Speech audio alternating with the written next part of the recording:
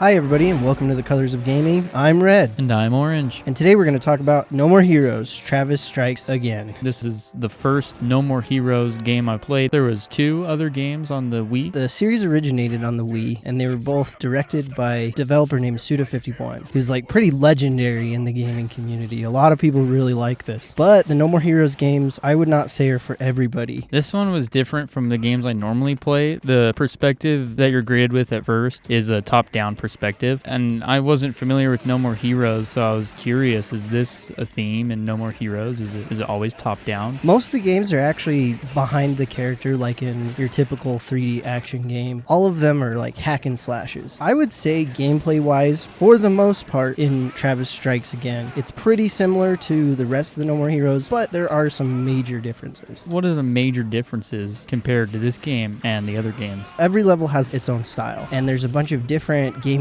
styles that you're greeted with. The other No More Heroes have things similar to that, but it's not as big of a theme as it is in this new one. Since we're talking about this new one, I guess it's a good time to bring up how they introduce these new levels for you to go into, or chapters, since it's a story game. The game starts off by introducing us to this character named Badman, who is really angry at our main protagonist named Travis Touchdown. Travis Touchdown in the first game murdered Badman's daughter. He's really upset about this. So he goes about finding Travis, and he finds him on vacation, camping in the middle of nowhere with this console that is really, really rare, named the Death Drive 3000. The game consists of you collecting these different balls, called the Death Balls, that are games for this console. And if you collect all of the balls, you can make your wish come true. This is an opportunity for Badman to bring back his daughter. And Travis, being Travis, decides to just accompany him throughout this adventure. This being your first No More Heroes game, what did you think of all this insanity? It's definitely hard to follow for somebody that hasn't played any No More Heroes games. The concepts they introduce are interesting throughout the game. A lot changes, especially in gameplay. And for the plot, it's hard to follow, but easy enough to laugh at. There's a lot of humor in there and even some somber moments that get you thinking. As someone who has played the other 2 No More Heroes, I haven't beaten either of them, but I have played them. I can tell you the plot barely makes any sense, and it goes for the same throughout the whole series. Everything is just goofy. It's a lot of fun. It's crazy. I don't think it's really meant to be taken literally. It might be a strange comparison, but I'd like to compare it to a Mario game where you're sort of set up with this weird Bowser scenario that hasn't been told before, and you're just there to complete the objective. And that's sort of the same idea in No More Heroes. You're given a death ball, you go into the game, and you end up defeating heroes that these heroes are actually personal heroes for the main character, Travis. Travis is a really interesting character. I think that he's one of the reasons that has made No More Heroes successful, even though it's kind of an unapproachable sort of idea. Travis was a lot of things to me. He was punk rock, he was badass, and he just didn't give a shit. He reminded me of the cool anime characters that you get in just about every animated film or anime. You get these characters that have a lot of energy, a lot of time, and because they're so badass, they kind of just don't care. They're along for the ride. I really enjoy Travis's character. I think that he's a lot of fun. One thing that I like about him is that he just kills people. He has no remorse, no sympathy. He just gets rid of them. But at the same time, he's like this geeky guy that just enjoys video games. After defeating these heroes, he has a dialogue with them where he says what he liked about them and how he grew up playing the game that this main character was in. And that's where the game gets a little strange. You start breaking a fourth wall where Travis enters these games and says shit like, hey, I used to play your game all the time. I used to kick your ass and you used to kick my ass. This was an awesome memory to go through with Travis and to see how a gamer feels confronting his own heroes. What did you think of the gameplay? The gameplay didn't match the story too much. What I liked about the gameplay was it was interesting at first, and by the end of the level, you're ready for a new concept. And you kind of get into that mentality because every chapter has its own way of completing a level. They'll introduce a new puzzle. It'll turn into a platformer. At one point, it turns into a drag race. That was kind of what fueled me to keep going, aside from the story, was experiencing new ways that the creators used Unreal Engine 4 to make this game. With me giving my expressions as a first-time player of No More Heroes, I'm curious to hear what, I guess, a veteran has to say about both plot and gameplay. I really enjoyed the plot. I thought it was a lot of fun. I thought there was a lot of goofy moments that made me chuckle. And there was some weird melancholy feelings in this game as well, which we'll get into later. As for the gameplay, I think that the hack and slash elements in this game were very enjoyable. I actually really enjoyed enjoyed those. When we're talking about the specific different levels and the gimmicks that they throw in there, those were a little bit hit or miss for me, which once again we'll get into later. Overall, I thought it was a lot of fun. I really enjoyed the different chips that you get. There's these skill chips that Travis collects throughout the game, and it functions similar to what a Diablo type of experience is, where both characters or players have their own skills and you're able to use them to your advantage whenever you want, as long as it's not in its cooldown phase. I love that kind of gameplay. It offers some strategy and some creativity to the hack and slash. This game is especially unique, being a Switch game. They created this with the Joy-Cons in mind. You can kind of tell that because they give you a lot of skill chips that you can choose from, but this is a two-player game, and you can play it solo, but it's better with friends. The controls are simple enough that you can limit it down to just one Joy-Con, and that's kind of the point. The two of you can share this game and experience together and combine your skill chips or your spells in ways that are beneficial and really satisfying to nail. One thing that I really enjoy about this one, as opposed to other No More Heroes games, which I don't believe this system is in the other No More Heroes games, is that they have this combo system that is really cool in my opinion. There's a little circle that goes from 1 to 3, and once you get it to that third level on that circle, you can do this awesome attack that summons a tiger or a dragon, and I think it's really badass. I love that extra challenge of not getting hit so that you can get that combo. And if you're a perfectionist, the end of the level even has a timer that tells you how long you spent at level 3 right before your ultimate. It tells you how much time you spent. So if you're a competitive gamer and you're trying to get these high scores, not getting hits even more important. And it's a lot of fun just trying not to. Another thing, like you were mentioning, was the co-op aspect of this. I think it's a lot more fun with friends because you can be strategic with your different skills, and there are certain moves that you can do only with another player. What did you think of those? I like those a lot. One skill that requires the two of you to hold the same button down at the same time and build up a bar so that it creates a link between the two of you where you're out on the screen, and in between that link, eventually a huge blast of energy comes out and kills these mobs that are in the path. That was definitely worth it. Chocolate banana cream with caramel cream. I'd like to add to the two-player aspect is where you have 4 skills as a single player, now you have 8, so you really rely on that second player, and there's times where you can be let down. It's incredibly fun to stun a character as the other player gets ready for a giant laser beam to shoot this big character and get rid of it. I love that aspect of it, but something that I really fucking hated, especially playing with Orange over here, is that he kept throwing me across the board with a specific skill set that he had. Yeah. I think that adding that was kind of fun and goofy, but at the same time it can be annoying, especially when you're trying to line up different moves. Yeah, and even from my perspective where it was hilarious to do that, sometimes I did it on purpose. Other times I really wasn't aiming for you, and I felt that the game favored picking you up and throwing you at the enemies when that wasn't my intention. It was to keep them away so that you could keep your level 3. Yeah, so. he's apologizing now. I'm sorry now, but while we were playing, it was definitely worth it.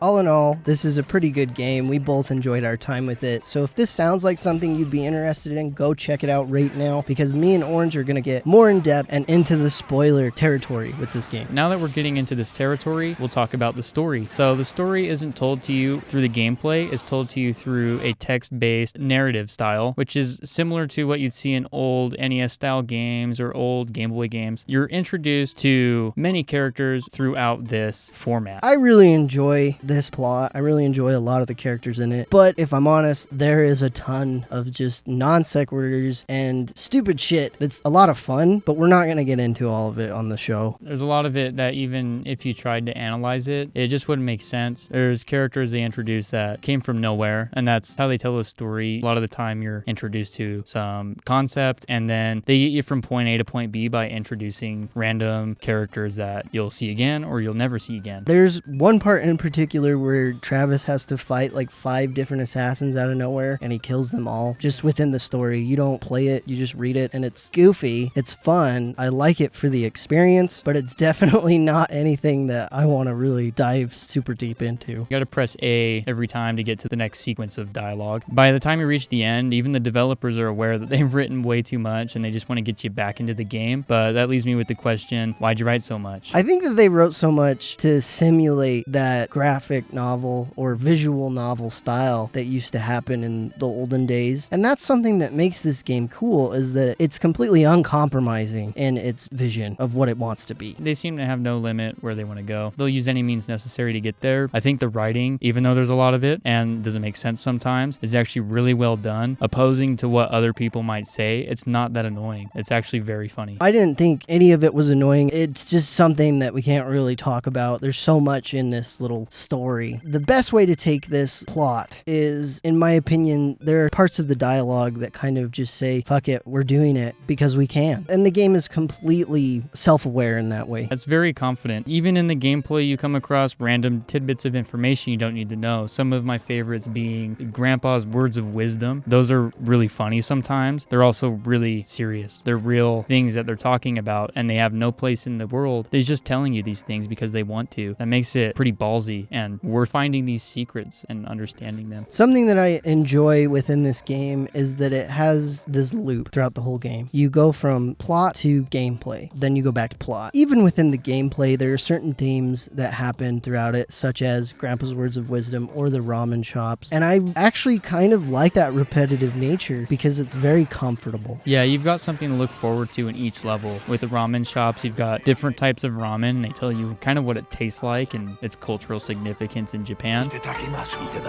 And then with the words of wisdom, some of them are really good, some of them are kind of pointless, but it's something to look forward to. Did you have any favorite characters within the story? One of my favorites was Kamui. They just had a really good way of bringing him up, and a funny way too, where oftentimes he'll be in the story and then he'll say, well, this is where we part ways, Travis, and you cue the sad music. It's funny, and then he comes back and they'll do it to you again and give you sad music again. It's even funnier the second time, which is hard to come by. A lot of games that try these types of jokes or do jokes twice, it's never funny the second time, but it was this time. Something that I thought was interesting about that particular character is that he looks a lot like Suda 51. I don't know what the reason is for that or anything, but it's kind of interesting that he would just self-insert himself, if that's what it's supposed to be. The plot does a lot of things that personally are not my favorite most of the time, like breaking the fourth wall. But in this game, it's written just so effortlessly that it feels okay. They'll straight up rip on Deadpool, who's recently just a popular character for breaking the fourth wall. It seems like that's the first time a lot of people have ever heard of the fourth wall is through Deadpool. But these guys point out that they've done it in previous games, and they do it this time, basically showing this Deadpool character that what he's doing isn't clever and that they can do it just as well and without effort. Maybe this is a little bit controversial, but I actually think No More Heroes does it better than Deadpool. Yeah. I really enjoy when they break the fourth wall. I actually even enjoy the pop culture references that they have in this as well. It feels like something that Suda personally likes, or something that the creators like, as opposed to the character just winking at the camera saying, yeah, we know these franchises too. It feels more genuine than a lot of these references do in other medias. One of the first ones that I remember seeing was the Nightmare Burger, and we both realized that when we saw that whole scene felt a lot like the Pulp Fiction film where they're at a diner and it's all kind of strange, and just the whole setting and the name of the restaurant reminded us of that. And every time you get a skill chip, you get these Zelda moments where he holds it up to the camera and it does the music.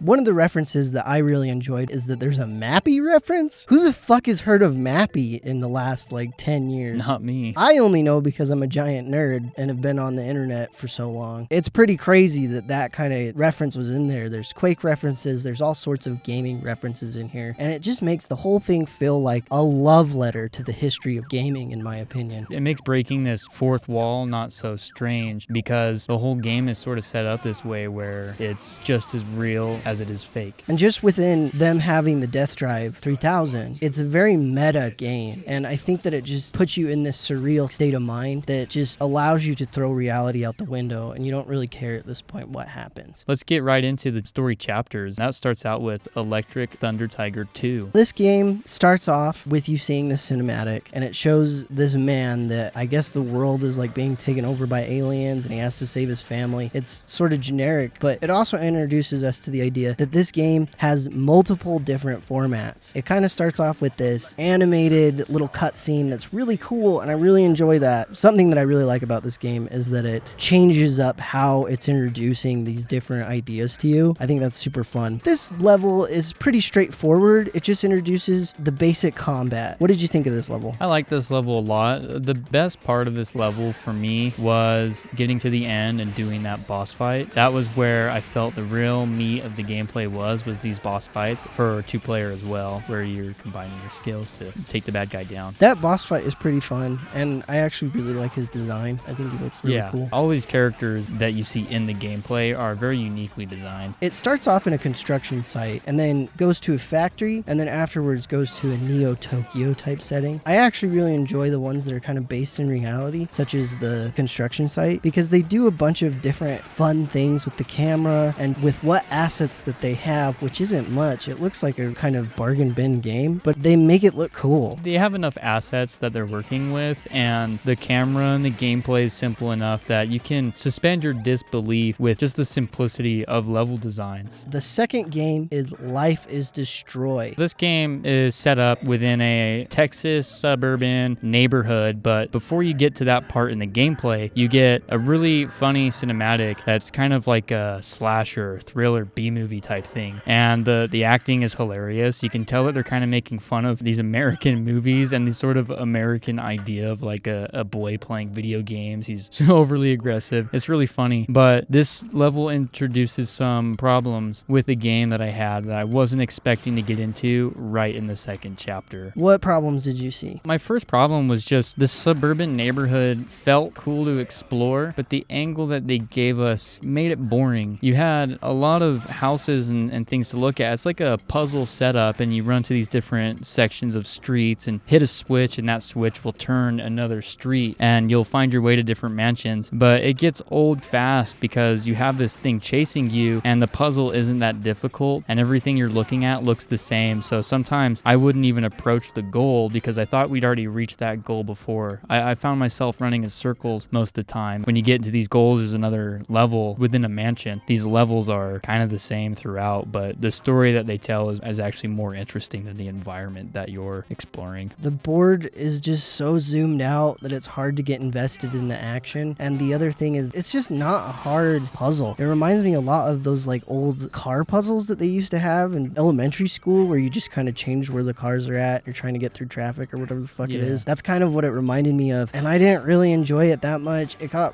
really old really quickly. I did start to kind of like it when they added that big-headed monster that comes after you. It could go a little faster. Once again, with the second level, the meat of it was at the end with the boss fight. This character is named Doppelganger, and he's a serial killer. And you're kind of visiting these houses of these different victims that he's killed. I thought that he was kind of a fun character. I really liked him as a character. He was a cool design, and his boss fight was fun and played on his name of Doppelganger. You also get one of the coolest skill chips in the game with this guy, which is the Doppelganger skill chip. You create a pair of yourself, and the mobs are aggroed to that pair, and that allows you to get those level 3 bonuses that we were talking about, where mobs aren't attacking you now, they're attacking this thing, and you guys can focus on building up energy. A lot more strategy to the game now. It's a lot of fun. Life is Destroy is my least favorite chapter in the game. I do not like Life is Destroy at all, which we already kind of told the reasons for that. With that said, moving on to chapter 3, Coffee and Donuts. What did you think of this one? I was actually looking forward to this one. I'd already seen that they could change the camera and your perspective, so I wanted a side-scroll platformer, and that's what they gave me, and I wasn't happy with what came from that. Coffee and Donuts is a very strange chapter. You go from this side-scrolling mystery-looking game where you're going from room to room inside of this mansion, trying to solve the mystery of this guy who has just died, and his body just keeps popping up in the mansion. Every now and then you'll enter into a door which will put you into a side-scrolling platformer-esque level. Now, some of these were pretty cool. I thought that the ones that were in the desert were pretty fun. The desert ones that you start out with are pretty fun. Later you move into these jungle ones. You're bouncing off donuts, and it's kind of silly, but it's not fun platforming. They'll have a bunch of bouncy donuts. In other platformer games, you would use something bouncy to get to another platform and keep climbing, but you're just bouncing across these donuts. There's really no payoff. I would say it's even worse in co-op because you can't go through each other. So what ends up happening is you're bouncing on these these donuts, and every time you touch the other player, you get knocked off. And if one character gets knocked off, you have to start off at the very beginning of that segment. It's excruciating. Even if player 1 made it to the end and player 2 has to catch up, if he slips up, player 1's teleported back to the beginning with 2. For both of these sections, Orange actually dropped out of the game just so I could get past it and we wouldn't have to do it anymore. I kind of felt like I had to because these platforms aren't hard, and it's made harder by waiting for the person in front of you to move to the next platform and then you move. It just didn't work. This was not my least favorite chapter. The only reason for that is because I did like the camera angle and the basic overall feeling of the mansion. It felt like a old Resident Evil game or some kind of mystery game that was from the past, and I really enjoyed that. We also get one of our only dialogue boxes from Badman in this level. He tells you basically what Travis says at the end of every level, which is, I think we need to go over here to get this. Badman takes the place of Travis in one dialogue box, and he says the same thing Travis says. What did you think of the boss fight in this one? I liked that they used the same camera angle from the rest of the game. The side scroll action is really cool. The couple phases made it worth it to go through that platformer. These boss fights remind me a lot of what I see in World of Warcraft boss fights with AoE effects on the ground for you to dodge, so it's pretty fast paced and fun. I actually really like this boss fight. It almost makes it completely worth it to go through all that other bullshit. You win. I also just like the character. His design is really cool. I like his mech. His mech kind of reminds me of the animator Umami. It looks really cool. It's got like a clown face and it's creepy and weird. I enjoy it. After this section is a section named Golden Dragon GP, and I think this is actually my favorite section in the game. Mine too. The only downside is it's a one-player section, so it throws off the flow of 2 players. What you're greeted with is a different concept from the rest of the game. You're not using the camera angles. You're just using your buttons and you're shifting through the gears in a drag race style. That section is really cool. This part is divided into 3 types of gameplay. One is that racing minigame, and the other one is a hack and slash, just like the rest of the game. Then there's a third one where you're in this apartment and you grab a VR headset and you put it on, and then you enter the Dragon GP. It's really goofy. It's a lot of fun. The boss in this one is fucking cool. He has a lot of charisma. He's got like exhaust pipes, it looks like, coming off his shoulders, and he's apparently this old sumo wrestler. The setup for this final boss fight and this series of drag races is really fun. This is probably where the game starts to get good. The rest of the game is okay and you're still with it, but once this level hits, you're just ready. It's just a lot more interesting now, and I feel like there's a lot more emotion starting to happen with it. Once you reach these middle chapters of the game, a lot of these actually feel like they could make their own mini game out of these chapters. I think that this is the first boss where Travis really respects him. You kind of get this little monologue where Travis explains that he wants another game like this, but he's not sure if they will ever have one because it's an old game. This weird kind of melancholy feeling starts to come into the game along with the goofiness, and it feels very interesting and very new. Earlier in the game, we were introduced to this character named Dr. Juvenile, who is the developer of all of these games for the Death Drive Mark 3000. Throughout the whole entire game, you're kind of learning more and more about this character, and eventually you get this unfinished game named Killer Marathon, and this is where the game's tone really starts to shift. This game is unfinished. You jump through a bunch of weird platforms that aren't connected to anything. You see wireframes everywhere. Eventually you get into this level that looks a lot like Asteroids. The lead up into this level where you're in a basically uncooked world, it's all in development mode, and then you go into an old finished game like Asteroids. It was pretty fun. The mechanic was simple, just like Asteroids, except that you couldn't really pause and shoot. You had to move and shoot at the same time. I enjoyed doing this, but the game actually seemed to just move you into the next stage, even if you died, so there wasn't a punishment there. That level sort of felt like it was just there to get you to the next chapter. This level is less of like a gameplay driven thing, and I kind of felt like it was more there for the plot and the overall tone of the game. We got to know a lot more about Juvenile and just kind of what she's going through, and in my opinion, kind of what Suda 51 is going through. To add to this, you get to see sort of the death drive and its development. You have to take this death ball to a guy that can repair these, and he's in some faraway location. So it shows you that this is a console that's still being worked on. It's been forgotten, and there's games out there that people don't know about. To add to that meta quality of the game, Serious Moonlight is the next section in this game. You don't know anything about this section until Travis pops it in, and you find out that it looks and is exactly like the game Shadows of the Damned, which is a previous game that Suda51 once again worked on. It made me want to play Shadow of the Damned. They introduced the 2 characters from this game, and it's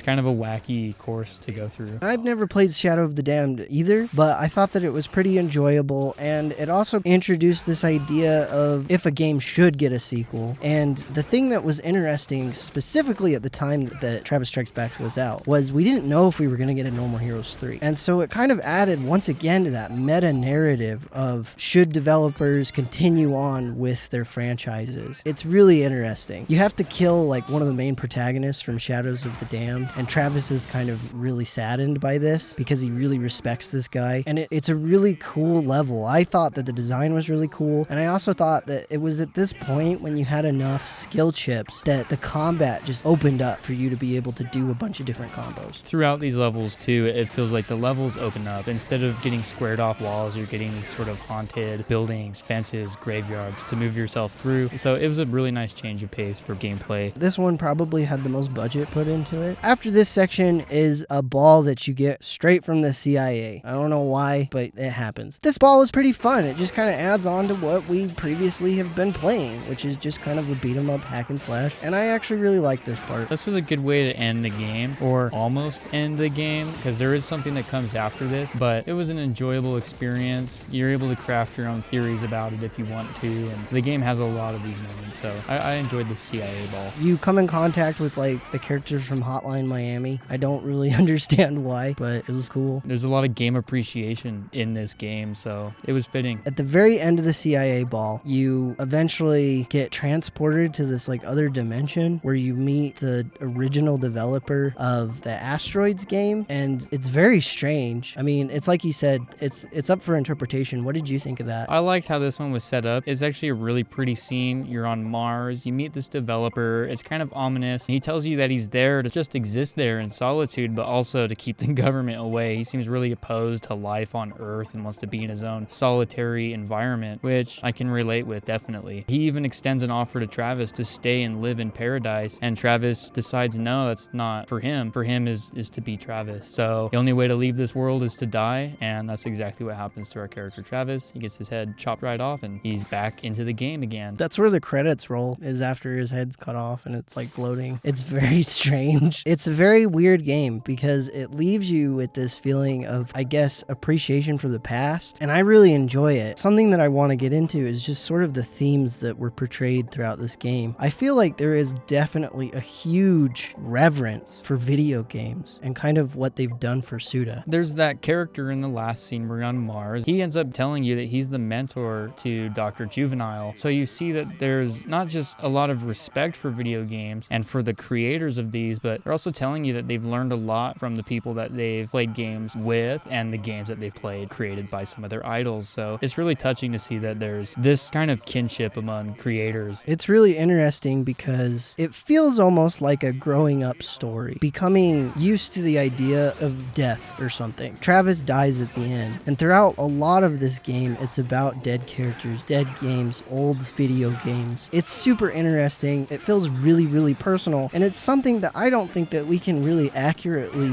communicate unless you've actually played the game. Well, a way I want to touch on it is a lot of the media and games that we get today are sort of the same formulas brought up again and again and again, and it seems like a franchise like Call of Duty or Battlefield or Star Wars, I mean, we'll take this to movies even, that's not going to die, then they won't let it die. But No More Heroes kind of brings up the idea of no more sequels and no more heroes, new ideas, and throughout every single game, that's what every death ball, that's what you get, is a new idea, a new hero, and a new potential for sequels, which it seems like they're not too interested in the sequel side of things. We are going to get No More Heroes 3, which is awesome, and at the very, very, very end of this, you get a huge teaser for that, and it's really cool. But it's like you said, I mean, I really enjoy this idea of getting a game that has a bunch of different games in it, and it's not the same thing over and over again. No More Heroes, I feel like, just thrives on originality and personality, and it's very, very personal to the creators of it, and I think that's what makes it so special. Like we talked about already, it is not a perfect game. Well, it's not a perfect game, and that's okay. It's a game that's not afraid to explore some ideas. Currently in popular media, this is the biggest problem I have. I can't turn up at a theater anymore because I'm sick and tired of the same shit over and over again. Would you say that you were happy that you played this game? I'm really happy that I played this game, and I'm looking forward to the next one, not because it's a sequel in a game that I already enjoyed. It's a sequel that I know will bring some originality to a concept that they've already explored once. They're not afraid to change it. I think that even though, once again, it's completely rough around the edges, it looks kind of really low budget, and there are some things that I think a lot of people would dislike about this game. This is maybe one of my favorites on the Switch, just because of how different it is and original, and that I walked away from it feeling like I got something more than just a fun time. Don't judge a book by its cover. Go and play this game and stop going to movie theaters, you know? Stop turning up for the same shit over and over again. This game drives that point home for me in many ways, and I think I'm going to live by it a little more than I do now. I really enjoy this game. I think everybody that's a fan of No More Heroes or anything original should check it out. This is The Colors of Gaming, signing out.